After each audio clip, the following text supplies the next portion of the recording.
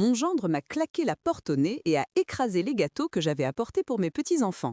Il pensait pouvoir me couper de ma famille, mais il a sous-estimé la détermination d'une grand-mère. Mais avec Élise, ce n'est pas comme ça que ça s'est passé. Avec ma fille, la distance ne s'est pas installée, elle a été creusée, à la pelle, par quelqu'un qui savait exactement où frapper. La première fois que j'ai senti que quelque chose clochait, c'était un mercredi. Mercredi, c'était notre jour depuis des années. On prenait un café toutes les deux, parfois en terrasse, sur la place de la mairie, parfois dans ma petite cuisine au carrelage ébréché. On parlait de tout et de rien, des collègues qu'elle aimait bien, des voisins qu'elle supportait moins, des recettes qu'elle voulait essayer. C'était notre petite tradition, notre rendez-vous silencieux avec la normalité. Ce mercredi-là, mon téléphone a vibré un peu avant midi. « Maman, je suis crevée, je crois qu'on va annuler pour aujourd'hui. Les petits sont infernaux, je dois ranger, j'ai mal à la tête. On se voit une autre fois, d'accord? Bisous !» J'ai relu le message plusieurs fois. Les mots étaient ordinaires, mais pas le ton. Trop sec, trop précipité, comme si elle avait recopié une phrase dictée. J'ai tapé « Pas de souci ma chérie, repose-toi, je t'embrasse ». Puis j'ai posé le téléphone sur la table et je suis restée là, la main dessus, un peu plus longtemps que d'habitude. Mes mains connaissent ma fille, elles l'ont portée, consolée, bordée. Et ce jour-là, elles ont senti que quelque chose n'allait pas.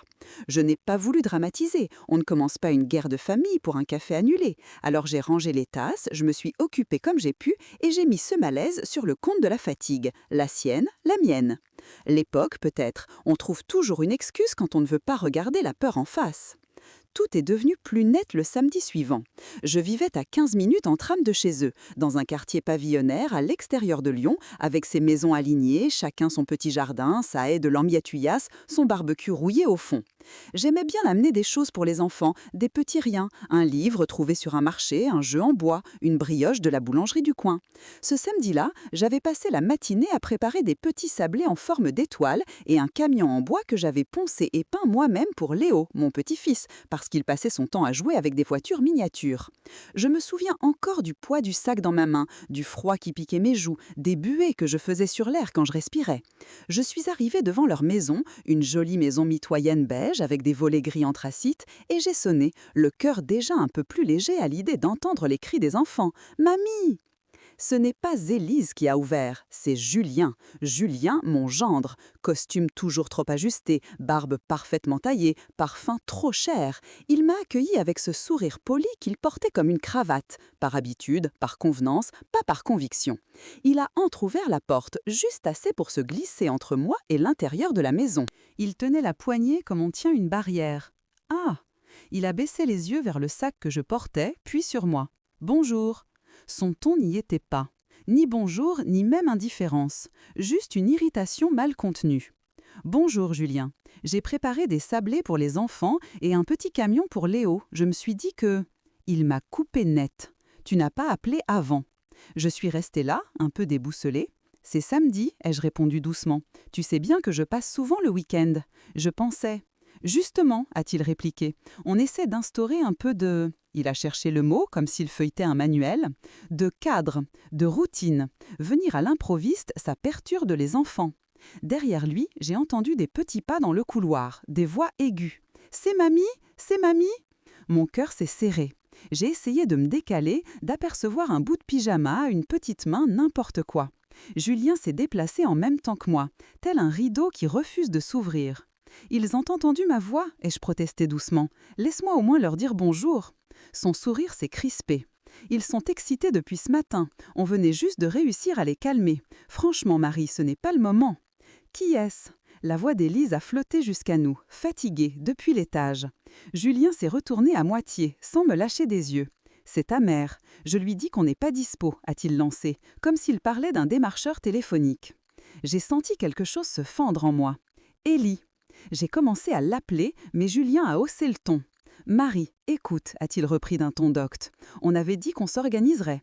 Tu ne peux pas juste débarquer comme ça. Ça met tout le monde en difficulté. » Derrière lui, la petite voix de Léo s'est glissée par la porte entr'ouverte. « Mamie, mamie, t'es là ?» Julien s'est retourné brusquement. « Léo, remonte dans ta chambre, tout de suite. » Le petit sursaut qui a suivi l'ordre m'a donné la nausée. Il s'est tourné de nouveau vers moi. « On t'appellera, a-t-il dit, en accentuant chaque mot comme on explique une règle à un enfant. Ne reviens pas sans prévenir. Allez, bonne journée. Et il m'a refermé la porte au nez. Juste comme ça. Je suis restée sur le trottoir avec mon sac de biscuits et mon camion en bois, plantée dans le froid comme une idiote. Pendant quelques secondes, j'ai cru que c'était une plaisanterie, qu'il allait rouvrir en disant non, je rigole, que les enfants allaient surgir en riant. Rien. Juste le souffle glacé du vent dans la rue des Herpes et la sensation viscérale d'avoir été rejetée de ma propre famille. Je suis rentrée chez moi avec mes sablés et mon camion. J'ai posé tout ça sur la table de la cuisine et j'ai eu ce réflexe bête. Vérifier mon téléphone, au cas où. Rien. Pas de message d'Élise, pas d'excuses, pas de « désolé, il exagère ».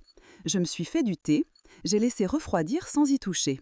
Et toute la journée, j'ai tourné en rond dans ma petite maison à me répéter les mêmes phrases. Il a raison, j'aurais dû prévenir, je suis trop envahissante. Je m'accroche trop. C'est fou ce qu'on est prête à avaler pour ne pas admettre que quelque chose ne va pas. Les semaines suivantes, le scénario s'est répété, comme une mauvaise pièce de théâtre dont on connaît la fin mais qu'on continue à regarder de peur de rater un changement. Je téléphonais, c'était Julien qui répondait. Elle dort, elle est sous la douche, elle est épuisée, elle n'a pas le temps. Parfois, on m'autorisait à lui parler 2 minutes montre en main. Sa voix sonnait étrange, plus dure par endroits, plus éteinte à d'autres. « Tout va bien, maman. Julien a raison, il faut qu'on s'organise un peu, on ne peut plus vivre comme avant. » Comme avant? Avant quoi, au juste? Avant lui? Le 3e samedi, sans voir les enfants, j'ai craqué. J'ai acheté des cupcakes chez la boulangerie, de jolis petits gâteaux avec glaçage rose et bleu que Camille adorait et je suis retournée devant la maison. Je me suis promis d'être calme, posée, adulte, de discuter. Quand Julien a ouvert, il m'a regardé comme si j'étais un colis en trop. Encore, a-t-il soupiré. Julien, je ne viens pas pour me disputer. J'ai apporté des gâteaux pour les petits. Je voudrais juste les voir 5 minutes. Il m'a coupé. Il ne mange plus de sucre. J'ai baissé les yeux vers la boîte. Plus de sucre? On fait attention à leur santé. Tu devrais aussi, à ton âge. Ce n'était pas une remarque, c'était une gifle enveloppée dans un pseudo-conseil. Je l'ai senti me brûler la joue même si elle n'avait pas de main. « Laisse-moi au moins leur en laisser pour plus tard » ai-je insisté. Il a pris la boîte, l'a posée au sol et d'un coup de pied, l'a envoyé valser contre le pied de la marche. Les cupcakes se sont renversés, le glaçage écrasé contre le pavé comme de petites choses joyeuses qu'on piétine sans remords. « Ça suffit » a-t-il lâché. « On t'a dit qu'on t'appellerait. Arrête de débarquer. Tu n'as plus ton mot à dire ici. » « Je suis la mère d'Élise » ai-je murmuré, la gorge serrée, « et la grand-mère de ses enfants. » Son regard a changé, il s'est durci et devenu plus glacé encore. « Justement, reste à ta place de grand-mère. Une grand-mère, ça passe de temps en temps, ça fait un cadeau à Noël et ça repart. Ça ne gère pas le quotidien, ça ne décide pas comment on élève les enfants. » Il avait appuyé sur ce « on » comme sur un interrupteur, lui et lui seul. « Laisse-nous tranquille, Marie » a-t-il ajouté entre ses dents, « ou tu vas vraiment le regretter. » Il a claqué la porte. Cette fois, je n'ai pas pleuré tout de suite. Je suis restée là, à regarder les miettes de cupcakes qui se mêlaient à la terre des massifs. C'est seulement en rentrant chez moi, en voyant la petite chaise haute des enfants dans le coin de la cuisine, que la digue a cédé. J'ai pleuré pour moi, pour Élise, pour Léo et Camille, qui ne comprenaient sûrement pas pourquoi Mamie apparaissait et disparaissait comme une mauvaise émission qu'on zappe. Et puis, au milieu de tous ces sanglots, une autre émotion a surgi, plus sourde, plus ancienne. Une colère qui ressemblait beaucoup à de l'instinct. Les jours suivants, j'ai commencé à observer, à ne plus me contenter des excuses qu'on me servait. J'ai pris le tram plus souvent pour passer devant leur rue. J'ai remarqué des détails, les volets presque toujours fermés, les jouets qui disparaissaient du jardin, le silence inhabituel autour de la maison, comme si le bruit lui-même avait peur de déranger. Une fois, j'ai vu la voisine d'en face, Madame Pérez, qui promenait son chien. On avait déjà discuté autour des barbecues qu'Élise organisait autrefois, quand tout semblait encore léger. « Bonjour » ai-je lancé. Elle a sursauté, comme prise en faute, puis a forcé un sourire. « Ah, Marie, ça va ?» « On fait aller » ai-je répondu. « Dites-moi, vous voyez un peu les petits, vous? On dirait que la maison dort tout le temps. » Elle a détourné le regard vers son chien. « Vous savez, on ne se mêle pas trop des histoires des voisins. Chacun sa vie, hein ? Ce n'est pas une histoire de poubelle mal sortie, ai-je insisté doucement. Ce sont mes petits-enfants. Vous les entendez jouer des fois ?» Elle a hésité. Ses doigts ont serré un peu trop fort la laisse du chien. On entend surtout, elle a baissé la voix, des disputes. Lui surtout, il crie beaucoup. Mon cœur s'est mis à battre plus vite. Et Élise? Elle, on la voit moins. Elle avait l'habitude de venir boire un café au début. Et puis, elle a arrêté. Elle dit toujours qu'elle n'a pas le temps. Elle m'a lancé un regard furtif, puis a ajouté presque en murmurant « Il n'a pas l'air commode, votre gendre. On préfère éviter les histoires. Désolée, Marie. » Elle a tiré sur la laisse. Le chien a obéi. Elle s'est éloignée. Je suis restée là, les bras ballants. Le lendemain, je suis allée à l'école primaire. Léo était en CE1, Camille en grande section de maternelle. Je connaissais encore le chemin, par cœur, les dessins punaisés dans le hall, l'odeur de peinture et de cantine. La directrice m'a accueillie avec un sourire crispé. « Bonjour, madame, vous êtes la grand-mère de Léo et Camille, c'est ça ?»« Oui, ai-je dit. Je voudrais juste savoir si tout va bien pour eux, s'ils sont comme d'habitude. » Elle a tout de suite pris cet air prudent qu'on a quand on marche sur une ligne de crête. Vous savez, nous sommes tenus au secret professionnel, mais si nous avons la moindre inquiétude sérieuse, nous contactons les services compétents. Je ne vous demande pas un dossier, ai-je insisté, juste dites-moi si vous les sentez heureux ou pas. Il y a eu un petit silence. Derrière elle, j'ai aperçu une jeune femme que j'avais déjà vue sur la cour, une sorte d'animatrice périscolaire qui arrangeait des cahiers sur une étagère. Elle m'a regardée avec une expression différente des autres, une curiosité mêlée d'empathie. Plus tard, dans la cour, cette même jeune femme est venue me voir. « Vous êtes bien la mamie de Léo ?»« Oui. Je m'appelle Anaïs, je suis AESH, je m'occupe de l'aide aux enfants en difficulté ou un peu fragiles. » Elle a regardé autour pour vérifier qu'on était seuls. « Je n'ai pas vraiment le droit de vous dire des choses précises, mais Léo est un petit garçon adorable, très gentil. Ces derniers temps, il est plus renfermé. Il sursaute dès qu'un adulte hausse un peu la voix. Et parfois, il répète des phrases bizarres. »« Quelles phrases ?» ai-je demandé, la gorge sèche. Elle a hésité. « Papa dit que mamie veut nous voler. Papa dit que les gens dehors sont dangereux, ce genre de choses. » J'ai senti une bouffée de chaleur et de froid me traverser en même temps. Et Camille ? Elle cherche beaucoup à rassurer son frère. Elle joue à la maîtresse, à la maman, elle veut que tout le monde soit content. Anaïs a baissé les yeux. « Madame, s'il y avait quelque chose de grave, on enverrait un signalement à l'aide sociale à l'enfance. Mais parfois, les choses ne sont pas assez claires pour la machine, même si, pour nous, humainement, c'est évident. » Je l'ai fixé. « Vous pensez qu'ils sont en danger ?» Elle a serré les lèvres. « Je pense qu'ils ont peur et qu'ils n'ont confiance qu'en vous. Ils parlent souvent de vous, Léo, de vos gâteaux, de vos histoires. Sa voix change quand il dit « Mamie Marie ». Ce soir-là, je n'ai pas réussi à manger. Je tournais dans ma maison comme un animal enfermé. La peur, je connaissais, mais là, ce n'était plus ma peur, c'était la leur. Un matin, alors que je faisais quelques courses au Carrefour Market du quartier, le destin a décidé d'arrêter de tourner autour du pot. Je choisissais des légumes, le cabas à moitié rempli, quand j'ai entendu une petite voix derrière moi. « Mamie !» Je me suis retournée si vite que j'ai eu un vertige. Léo était là, avec son petit manteau bleu, son sac sur le dos, ses cheveux en bataille.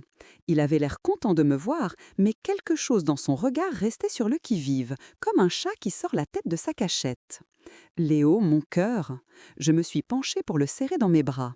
Son corps entier a fondu contre moi.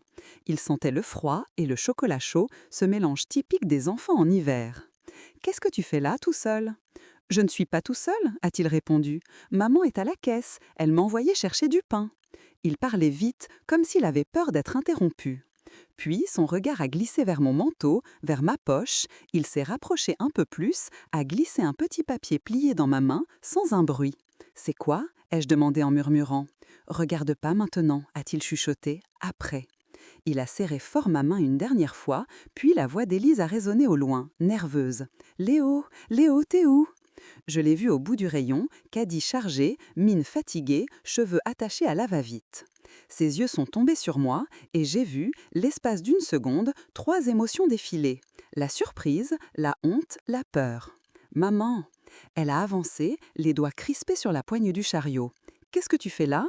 Comme si c'était moi qui surgissais de nulle part dans sa vie, pas l'inverse. « Je faisais mes courses, ai-je répondu doucement. Et toi ?» Pareil. Elle évitait mon regard. « On doit y aller, on est pressé. » On pourrait boire un café, juste. Non, a-t-elle coupé, beaucoup trop vite. Non, Julien nous attend. Elle s'est penchée vers Léo. Tu as le pain? Il a hoché la tête. Je voyais ses mains trembler. Quand ils ont tourné au bout de l'allée, j'ai senti dans ma paume le froissement du papier qu'il m'avait donné. J'ai attendu d'être dans ma voiture, garée loin, pour l'ouvrir. C'était un dessin. Ça ressemblait au premier que fait un enfant quand on lui donne des crayons et une feuille blanche. Il y avait une petite maison, un ciel noirci de traits appuyés, 3 personnages, 2 petits, un grand, très grand, disproportionné, avec les bras levés, entourés de hachures rouges. Au bas de la page, avec cette écriture maladroite des CP, il avait écrit « Mamie, aide-nous s'il te plaît ». J'ai posé mon front contre le volant. Je crois que je suis restée ainsi de longues minutes, incapable de bouger, avec l'impression que le monde entier basculait légèrement sur le côté. Le soir même, j'ai ressorti de ma boîte en carton tous les autres petits indices. Les phrases rapportées par Anaïs, les regards fuyants d'Élise, les volets fermés en plein après-midi, les cupcakes écrasés. J'ai appelé la fille de mon voisin, qui faisait un stage dans un cabinet d'avocats à Lyon. Elle m'a parlé de signalements, de procédures, d'AS, de pas assez caractérisés, d'éléments matériels. Toute cette langue administrative m'est tombée dessus comme une pluie glaciale.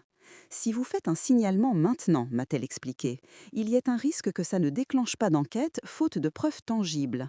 Et s'il apprend que ça vient de vous, il peut vous couper définitivement de la famille. Mais si j'attends, ai-je répondu, il continue. Silence. Je sais, c'est injuste. Essayez de garder le contact avec l'école, avec les médecins, notez tout. Et dès qu'il y a quelque chose de plus concret, vous foncez.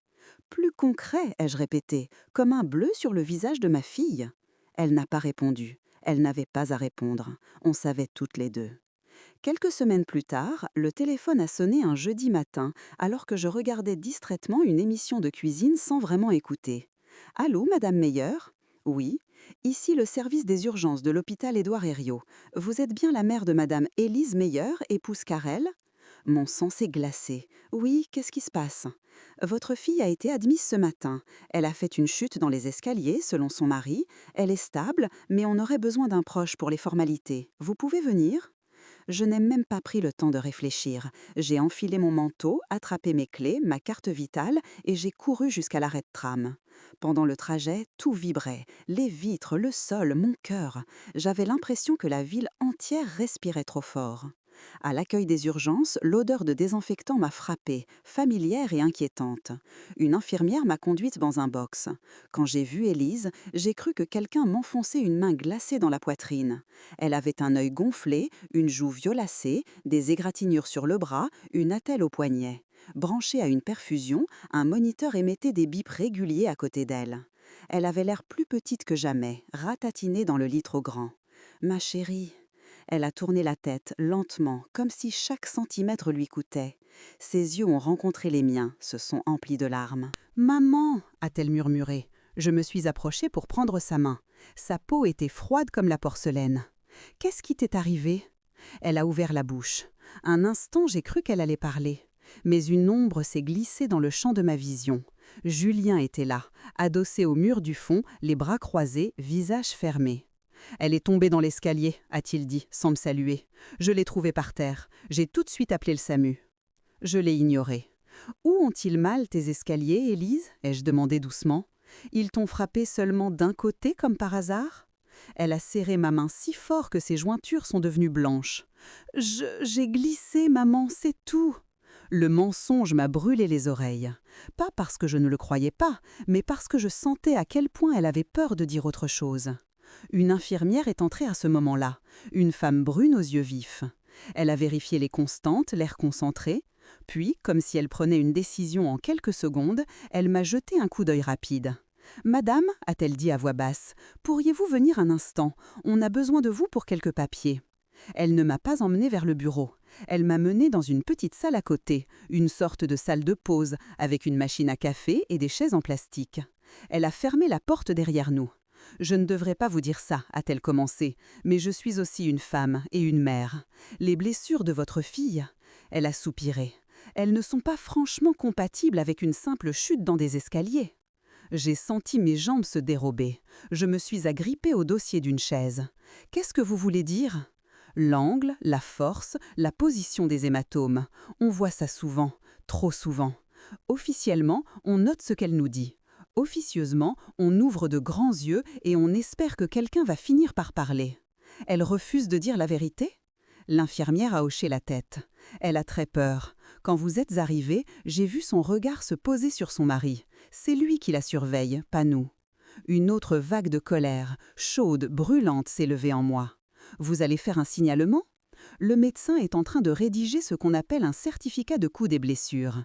Si on a assez d'éléments, on enverra un signalement au procureur. Mais j'ai remarqué autre chose. Elle a baissé la voix. Elle s'est inquiétée des enfants avant même de demander pour son propre état. Elle insistait pour que ce soit quelqu'un de confiance qui s'occupe d'eux. On lui a répondu que son mari avait dit avoir appelé une baby-sitter. Elle n'avait pas l'air rassurée. Où sont-ils? À la maison, d'après lui, avec une certaine Sandrine. Nous n'avons pas vérifié, ce n'est pas dans notre périmètre. Elle m'a regardé droit dans les yeux, mais peut-être que c'est dans le vôtre. Je suis ressortie de cette salle la tête en feu. Julien discutait avec un médecin à quelques mètres, un air faussement inquiet plaqué sur le visage. Il jouait bien son rôle, trop bien. Madame Meyer, la voix qui a suivi, grave, posée, venait de derrière moi. Je me suis retournée. Un homme en uniforme se tenait là, légèrement en retrait. Il portait le blouson bleu de la police nationale, un carnet à la main. Une barbe naissante, des yeux fatigués qui avaient dû en voir trop. Sur son écusson, j'ai lu « Brigadier Martin ». « C'est bien vous » ? « Oui », ai-je dit. « Qu'est-ce qui se passe encore ?» Il a jeté un regard neutre vers Julien, puis m'a fait signe de le suivre un peu plus loin, dans le couloir. « Nous avons été alertés ce matin par les urgences », a-t-il expliqué. « Chaque fois qu'il y a suspicion de violence intrafamiliale, on passe, on vérifie. »« Vous croyez ma fille en danger ?» Il a pris le temps de réfléchir avant de répondre.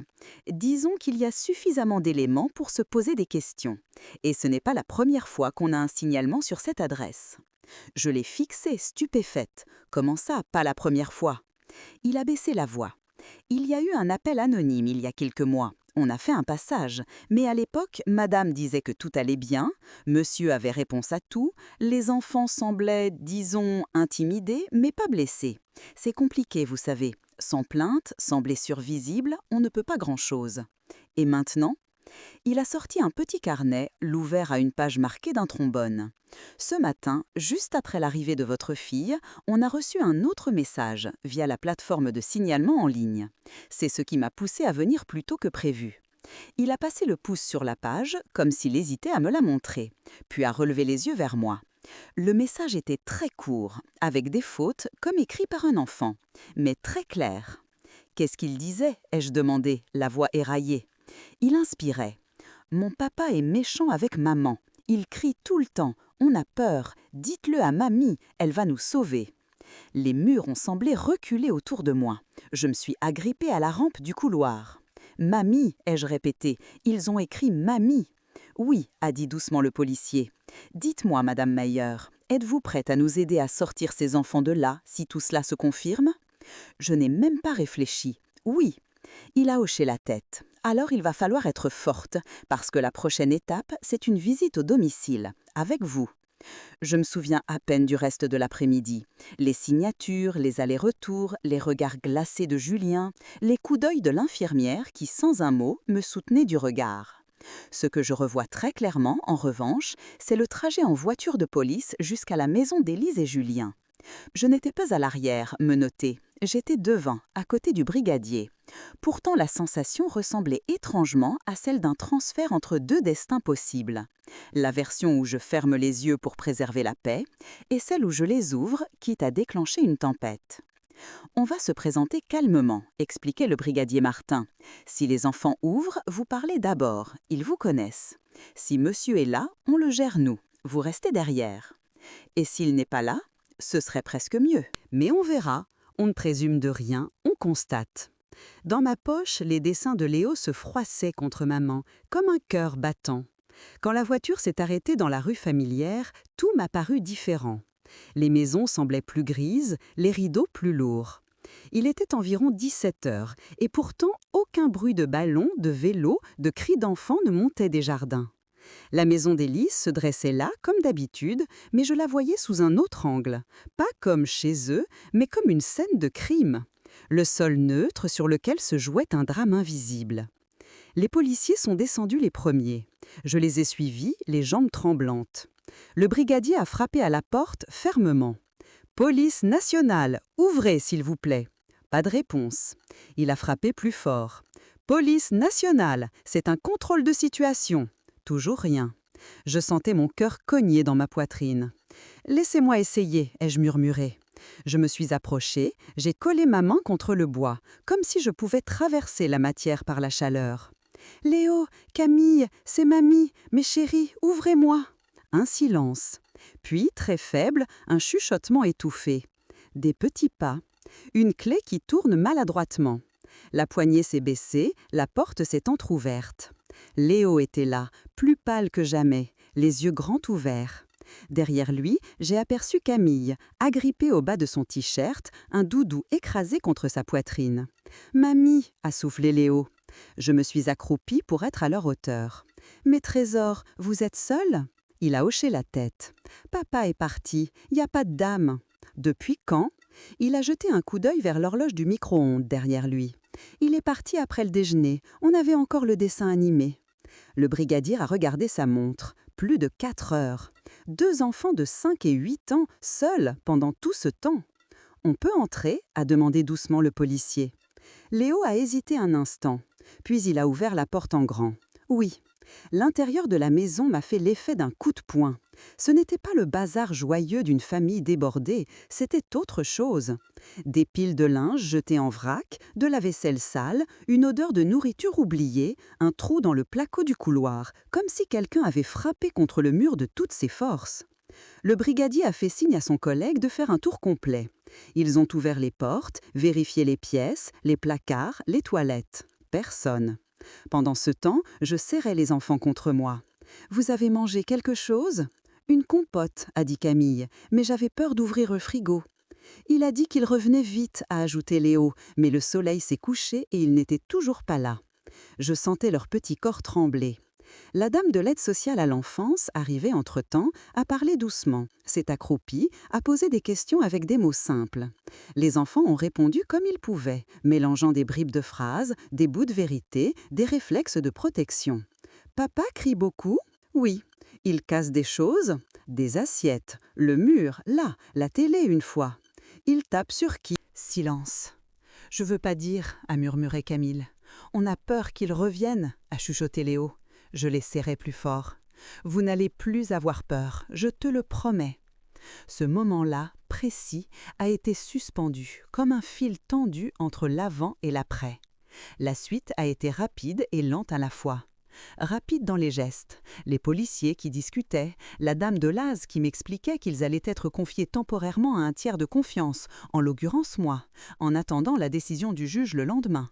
Les papiers signés sur la table du salon, les sacs faits à la hâte avec les vêtements propres que nous parvenions à trouver. Lente dans ma tête, je voyais la vie que je connaissais se déplier comme un vieux tapis et se replacer autrement, avec d'autres couleurs, d'autres contours.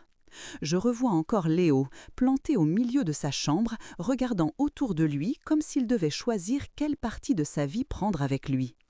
Il a mis dans son sac un petit camion, un livre de dinosaures, puis s'est dirigé vers le tiroir de son bureau. Il en a sorti un carnet à spirale, couvert de dessins, pliés, déchirés, raturés. Il me l'a tendu. « C'est tous les autres », a-t-il simplement dit. Je les ai pris sans les ouvrir, en sentant que chaque feuille était un appel que personne n'avait entendu. On venait tout juste de descendre les sacs dans l'entrée quand la porte d'entrée a claqué. Julien. Son regard s'est posé sur la scène. Les sacs, les policiers, l'assistante sociale, moi, les enfants serrés contre mes jambes. Son visage est passé en quelques secondes de l'incompréhension à la fureur pure. « Mais qu'est-ce que c'est que ce cirque ?»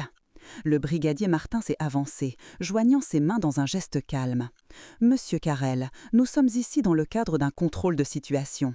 Vos enfants ont été laissés seuls pendant plusieurs heures, votre épouse est à l'hôpital et nous avons des éléments inquiétants. » « C'est du n'importe quoi !» a crié Julien. « J'avais confié les petits à une amie, elle a dû partir en urgence, c'est tout, on dramatise. » « Quel est son nom, son numéro ?» Julien a bafouillé, sorti un prénom distinct, un numéro de téléphone qui n'aboutissait que sur un répondeur saturé. Les policiers ont gardé un calme presque clinique. En attendant de vérifier vos dires, a coupé l'assistante sociale, nous prenons une mesure de protection. Les enfants vont dormir ce soir chez leur grand-mère. Une audience aura lieu demain devant le juge des enfants. Vous serez entendu à ce moment-là. Mes enfants ne vont nulle part, a rugi Julien. Il a fait un pas vers moi, index pointé. Tu ne vas pas me les voler, vieille folle. Léo a poussé un cri étouffé. Camille s'est réfugiée derrière mes jambes. Monsieur, reculez, a dit fermement le brigadier. Vous êtes en train de vous enfoncer. Elle vous retourne le cerveau, continuait-il. Depuis le début, elle monte ma femme contre moi. Elle ne supporte pas que sa fille fasse sa vie sans elle. Elle joue les victimes, mais c'est elle la toxique. Posez-leur la question aux enfants, hein. Dites-leur, les petits, que mamie vous fait peur. Allez, dites-le. Personne n'a répondu. Léo et Camille se contentaient de me serrer, cramponnés à mon manteau comme à une bouée. « Regardez-les, monsieur », a murmuré le brigadier. « Ça vous semble être l'attitude d'enfant heureux de vous voir ?» Pour la première fois, la colère de Julien a vacillé. Une seconde seulement, mais assez pour que je voie, derrière ce masque de certitude, un tout petit éclat de panique. Il a tenté de se jeter vers nous, mais l'autre policier lui a saisi le bras. « Ça suffit, vous sortez prendre l'air. À partir de maintenant, vous ne vous approchez plus des enfants. » Il a été escorté dehors, hurlant des insultes qui se perdaient dans le couloir. La porte s'est refermée. Le silence a fait un bruit étrange, comme un ballon qui se dégonfle d'un coup. Camille a reniflé. « On va où, mamie ?» J'ai inspiré profondément. « Chez moi, on va faire des crêpes, d'accord ?»« Et maman ?» a murmuré Léo. « Maman est à l'hôpital, mais je vais aller la voir demain. Je lui dirai que vous êtes en sécurité. » Il a hoché la tête, comme un vieux monsieur qui comprend une chose grave. « D'accord. » Cette nuit-là, ils ont dormi dans mon petit F3 de retraité, à Villeurbanne, sur un canapé-lit et un matelas gonflable que j'avais acheté autrefois pour les vacances. Je les ai regardés s'endormir, épuisés, serrés l'un contre l'autre, la lumière du lampadaire dessinant des ombres douces sur leurs visages enfin détendus. Je n'ai presque pas fermé l'œil. La peur n'était plus tournée vers l'avenir. Elle regardait en arrière, vers tout ce qui s'était passé sans que je le voie, sans que je veuille le voir. Le lendemain matin, je me suis rendue au tribunal judiciaire de Lyon, dans ce grand bâtiment froid où les destins de famille se discutent entre deux dossiers de fraude fiscale et une affaire de voisinage. L'assistante sociale était là, avec le brigadier Martin. Élise avait été autorisée à sortir de l'hôpital quelques heures pour l'audience. Quand je l'ai vue entrer dans la salle d'attente, soutenue par une infirmière, j'ai eu un mouvement vers elle, mais elle m'a devancée. Elle s'est jetée contre moi malgré son attelle et a éclaté en sanglots. « Maman, je suis désolée, je suis désolée, je suis désolée !» Je l'ai serrée comme quand elle avait 8 ans et qu'elle revenait de l'école avec les genoux écorchés. « Ce n'est pas toi qui dois être désolée, ma chérie. »« Si, » sanglotait-elle, « j'ai laissé faire, j'ai cru que c'était de ma faute, que je devais essayer plus fort, être plus douce, plus patiente. Il m'a convaincue que si je parlais, je détruirais notre famille. Il m'a dit que tu me tournerais le dos, que tout le monde le prendrait pour un fou furieux, alors qu'il était juste exigeant. » « C'est ce qu'ils font, » ai-je murmuré. « Ils se font passer pour les victimes dès qu'on les regarde de travers. » Elle s'est reculée un peu. « Les enfants, ils vont bien ? Ils dorment chez moi. Ils vont avoir besoin de temps, mais ils sont en vie et ils sont loin de lui. » Ses épaules ont tremblé de soulagement. L'audience devant le juge des enfants n'a pas été un grand spectacle dramatique comme dans les films. C'était plus sobre, plus métallique. Une magistrate en robe, des dossiers empilés, des questions, des réponses, des interruptions, des larmes parfois, retenues ou pas. Julien, avec son avocat, a tenté de minimiser. Il a parlé de sa nervosité, de tension normale dans un couple, de propos exagérés par une belle-mère intrusive. Il a prétendu que le signalement venait d'une voisine jalouse qui lui en voulait pour une histoire de haie. Puis on a parlé des heures où les enfants étaient seuls, des bleus d'Élise, des dessins de Léo que le brigadier a posés devant la juge avec un respect silencieux. Le carnet qu'il m'avait donné a été feuilleté page après page. On y lisait des choses qu'un enfant n'aurait jamais dû avoir à dessiner. Quand la juge a demandé à Élise s'il avait peur de son mari, ma fille a tressailli. Elle a regardé ses mains, puis moi, puis les dessins. Et, pour la première fois, elle a dit la vérité à voix haute. « Oui, j'ai peur. Pour moi, pour mes enfants. Il me frappe, il me coupe de tout le monde, il menace de me prendre les petits si je parle. J'ai cru que je devenais folle, je croyais que c'était moi le problème. Sa voix tremblait, mais elle ne s'est pas arrêtée. Les mots sortaient comme une rivière enfin libérée d'un barrage. Le silence qui a suivi était plus éloquent que tous les plaidoyers. À la fin, la juge a pris la parole d'une voix posée. Au vu des éléments, je décide du maintien des enfants chez leur grand-mère maternelle à titre provisoire. Dans le cadre d'un placement judiciaire, il est fait interdiction à M. Carrel d'entrer en contact, directement ou indirectement, avec ses enfants et son épouse jusqu'à nouvel ordre. Une enquête approfondie sera diligentée. Julien a explosé. Il s'est levé, a tenté de protester, mais 2 agents de sécurité l'ont encadré. « Vous ruinez ma vie !» hurlait-il. « Vous croyez vraiment cette vieille femme et sa fille névrosée ? Vous verrez qu'elle retournera les gamins contre moi !» Je n'ai pas répondu. Pour la première fois, ces hurlements ne me faisaient plus peur. Ils sonnaient comme le chant d'un animal pris au piège qui ne comprend pas comment sa proie lui échappe. À la sortie du tribunal, le soleil brillait. Un soleil banal, sans gloire, un soleil de milieu de semaine qui tapait sur les pare-brises et les vitrines. Mais pour moi, il avait quelque chose de neuf, de cru. Élise marchait à côté de moi, lentement, tenant sa côte endolorie. Nous n'appliquions plus aucune mise à distance. Nous n'étions plus mère et fille en délicatesse. Nous étions 2 femmes qui revenaient d'un champ de bataille, debout, pas intactes, mais debout. Maman, oui. Merci de ne pas avoir lâché, même quand je t'ai repoussé, même quand je répétais ces phrases comme un perroquet.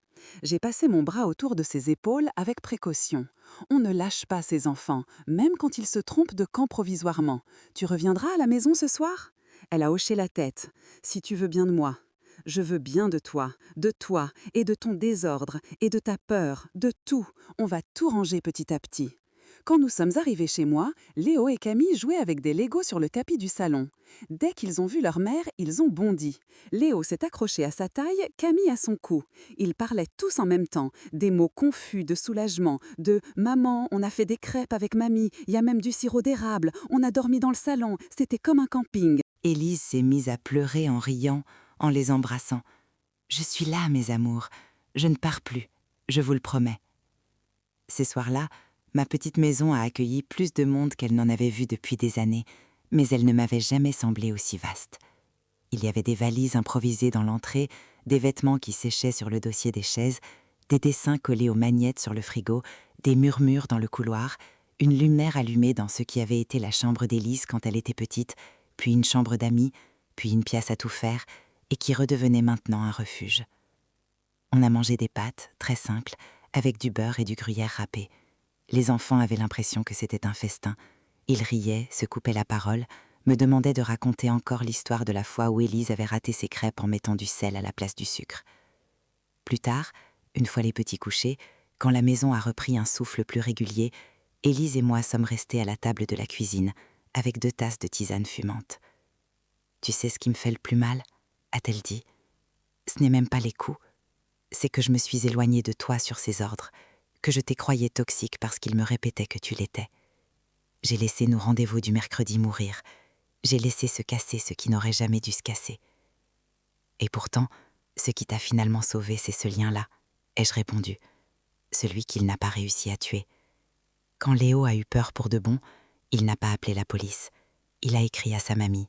Il t'a sauvé toi, et lui, et sa sœur, parce qu'il croyait à cette évidence.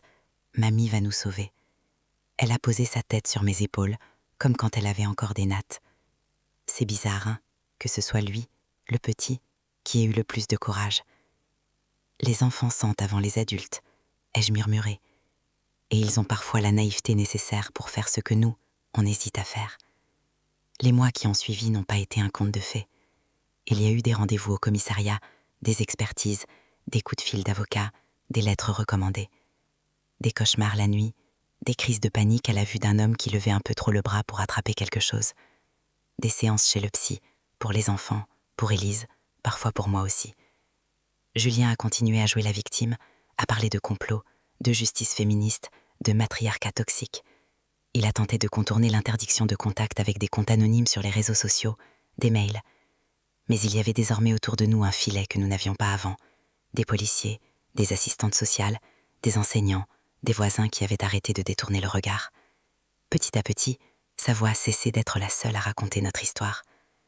Parfois, je regarde Léo et Tammy jouer dans le salon, se disputer pour un Lego, courir jusqu'au balcon pour regarder les bus passer, et je frissonne en imaginant ce qu'aurait pu être leur vie si rien n'avait bougé, si personne n'avait cru leur dessein, si je m'étais contentée de me dire « c'est leur couple, je ne me mêle pas ». Je pense aussi à toutes les grand-mères, les tantes, les voisines qui sentent la même odeur de peur que moi, mais qui n'ont pas un brigadier Martin pour leur dire « on va faire quelque chose ». À toutes celles qui vivent avec ce doute, et si je me trompais, et si je détruisais la famille pour rien? Je n'ai plus ce doute-là. Je l'ai payé cher, mais je l'ai perdu. Un soir, alors que je bordais Camille, elle a posé sa petite main sur la mienne. « Mamie, oui mon cœur, tu crois que papa, un jour, il sera gentil pour de vrai ?» La question m'a transpercée. « Je ne sais pas », ai-je répondu honnêtement. « Peut-être qu'un jour il comprendra ce qu'il a fait. Mais en attendant, on a le droit d'être en sécurité. On a le droit d'être ensemble. On a le droit de ne plus avoir peur. » Elle a hoché la tête gravement. « Moi, je préfère ici. Chez toi, ça sent le gâteau et pas la colère. » Je lui ai embrassé le front. « Alors, on va garder cette odeur-là le plus longtemps possible. » Quand je repense à tout ce qu'il s'est passé, à la porte claquée avec les cupcakes écrasés, aux volets fermés, aux coups de fil de l'hôpital, aux dessins froissés, à la voiture de police, je me rends compte d'une chose. On m'a longtemps prise pour la grand-mère inoffensive, un peu trop sensible, un peu trop présente. On m'a fait comprendre que je devais me faire petite, spectatrice. Mais le jour où un policier a prononcé mon nom dans ce couloir d'hôpital, quelque chose s'est déplacé. Je suis redevenue ce que j'aurais toujours dû rester, un point fixe. La grand-mère qu'on appelle quand tout brûle. La mère qui ne lâche pas la main, même quand celle-ci se crispe sous l'emprise de quelqu'un d'autre. On a voulu me faire croire que j'étais le problème. La vérité, c'est que j'étais la solution qu'il fallait à ces enfants.